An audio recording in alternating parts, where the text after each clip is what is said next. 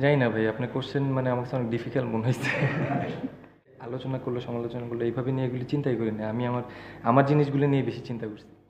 যতগুলি টুর্নামেন্ট খেলছি চেষ্টা করছি নিজের 100% দিয়ে নিজের বেসিকগুলি মাঠে প্রপার ইউটিলাইজ করার চেষ্টা করছি। তো ওইভাবে স্পেসিফিক বলতে গেলে অনেক লম্বা হয়ে যাবে, লম্বা করতে চাই না। অফ সিজনে কাজ করছি অবশ্যই। আপনি 3 বছর 4 বছর আগে যেরকম ছিলেন, এখন তো এতদিন ক্রিকেট খেলার পর তো অবশ্যই নিজের ম্যাচুরিটি লেভেলটা পরিচয় দিতে হবে। তো এতদিন পরে তো অবশ্যই এখন পরিপূর্ণ, আলহামদুলিল্লাহ। দেখেন, এমন সিচুয়েশনে ম্যাচটা জেতানো ছাড়া আর কোনো অপশন নেই আমাদের কাছে, যেহেতু দুইটা ম্যাচ। তো ম্যাচে ভালো কিছু কন্ট্রিবিউশন করতে পারছি, এটার জন্য ভালো লাগতেছে। আর যেহেতু আমরা অনেক নিচের দিকে, উপরে উঠতে হলে দুইটা ম্যাচই জিততে হবে। তো ওইটাই প্ল্যান ছিল, যে বেসিক প্ল্যানে যত টিমরে যত ডেপথে নেওয়া যায়। কথা বলতে কোনো আক্ষেপ নাই। চেষ্টা করতেছিলাম এক টুর্নামেন্টের ফার্স্ট ডে থেকে স্টার্ট করছি যে আমি যে ফ্লোতে খেলতে চাই ওই ফ্লোটা যেন কন্টিনিউ করতে চাই। আপনি দেখবেন ম্যাক্সিমাম ম্যাচে, আমি দুইটা ম্যাচ বাদে ম্যাক্সিমাম ম্যাচে আমি স্টার্ট পাচ্ছিলাম। হয়তো 2-3টা একটু লম্বা হয়েছে। এরপরে আমি যেটা চাচ্ছিলাম যে লম্বা ইনিংস, অ্যাজ এ ওপেনার আপনি যখন টিমকে একটু ভালো কিছু দিতে পারবেন, 70-80 দিতে পারবেন, তখন একটা টিমের জন্য ইজি হয়ে যায়। তো ওরকম কোনো খারাপ লাগা কাজ করতেছিল না। আমি যেভাবে স্টার্ট করতে চাচ্ছিলাম ওইটা মাঠে হচ্ছিল, কিন্তু লম্বা করতে পারতেছিলাম না। ওই জিনিসটা নিজের ভিতরে চাচ্ছিলাম যে লম্বা করি, লম্বা করি। এমন না যে কোনো আত্মতৃপ্তিতে ভুগতেছিলাম, এরকম কোনো কিছু না। না, সত্যি কথা বলতে কোনো প্রত্যাশা ছিল না। বেসিক প্ল্যান যেটা, যে আমি আমার খেলা এই প্রসেসে যাইতে চাই, যে এরকম কোনো এক্সপেকটেশন রাইখা টুর্নামেন্ট স্টার্ট করছি, এরকম কোনো কিছু না। আমি নিজে চেষ্টা করতেছি যে যেটা বলতেছেন যে কোনো লক্ষ্য সেট করে আমি টুর্নামেন্ট খেলতেছি না। আমি নিজে ইমপ্রুভ করতে পারতেছি কিনা এই জিনিসটা চেষ্টা করতেছি। নিজের সাথে নিজের চ্যালেঞ্জ, যে আমি এই জিনিসটা ইমপ্রুভ করতে চাইছি, এটা কি হয়েছে কিনা। তো নিজের সাথে নিজের চ্যালেঞ্জ, ওরকম স্পেসিফিক টুর্নামেন্টে স্টার্টের আগে, এনসিএল যখন স্টার্ট হয়েছে, কোনো লক্ষ্য ছিল না যে হাইস্ট রান গেটার হইতে হবে, বা এই টুর্নামেন্টে ভালো করতে হবে, একটা টুর্নামেন্ট ভালো শেষ করে আসছে আরেকটা ভালো খেলতে হবে, এরকম কোনো প্ল্যান ছিল না। নিজের সাথে নিজের চ্যালেঞ্জ, যে যত বেশি বড় করা যায়। ওইভাবে যেভাবে বলছেন ওইভাবে অ্যানালাইজ করে ভাই, খেলা অনেক ডিফিকাল্ট আমার জন্য। জি। ওরা চেষ্টা করছে, আমি আমার 100% চেষ্টা করছি।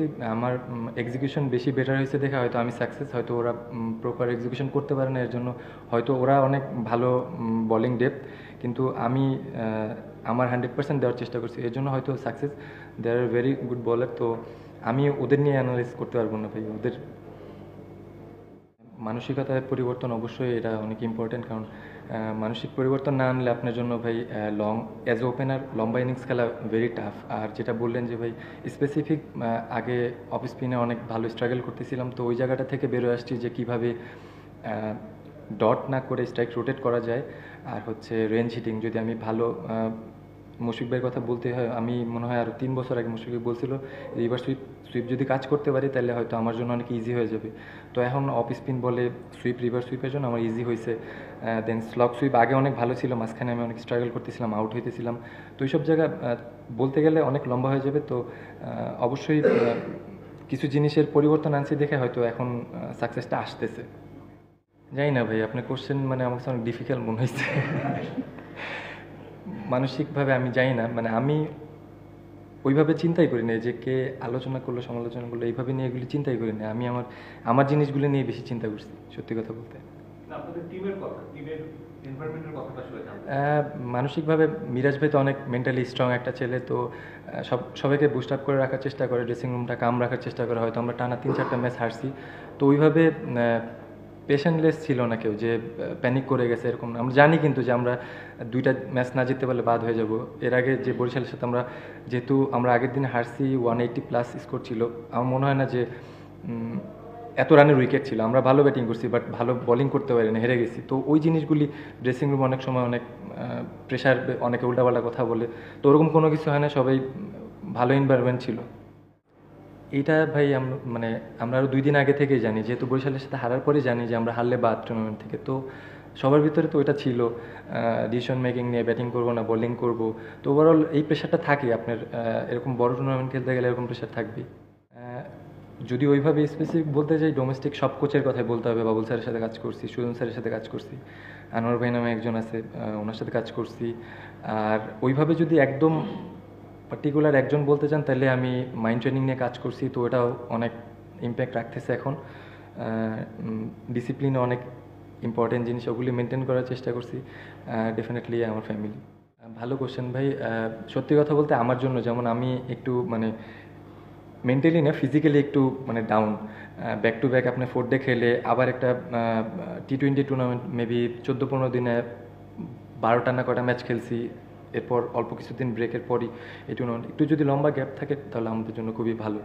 আর আমি চাই প্রত্যেকবারই এই টুর্নামেন্টটা ক্যারি করুক, বিপিএল এর আগে যেটা হয়েছে। কারণ আমাদের এই বিপিএল বাদে কিন্তু অন্য কোনো আর T20 প্ল্যাটফর্ম নাই।